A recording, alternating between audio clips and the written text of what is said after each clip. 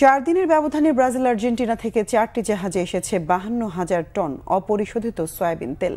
অপরিশোধিত ওই সয়াবিন তেল আমদানির ফলে বাজারে বোতলজাত সয়াবিনের সংকট কেটে যাবে বলে আশা সংশ্লিষ্টদের। এই অপরিশোধিত সয়াবিন তেল আমদানি করেছে সিটি গ্রুপ, মেঘনা গ্রুপ অফ ইন্ডাস্ট্রিজ ও টিকে গ্রুপ।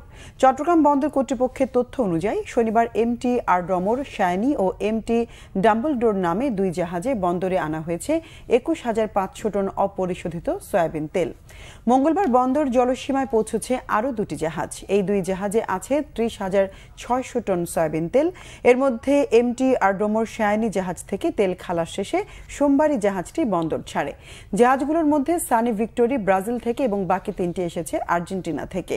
ওই সয়াবিন তেল জাহাজ থেকে খালাসের পর রাখা হবে কাস্টমস নিয়ন্ত্রিত ট্যাঙ্ক টার্মিনালে। পরিশোধন শেষে বাজারজাত হতে সময় লাগতে পারে 1 থেকে 2 সপ্তাহ। ওই সয়াবিন তেল আমদানির জন্য অনেক আগেই ঋণপত্র খোলা হয়েছিল।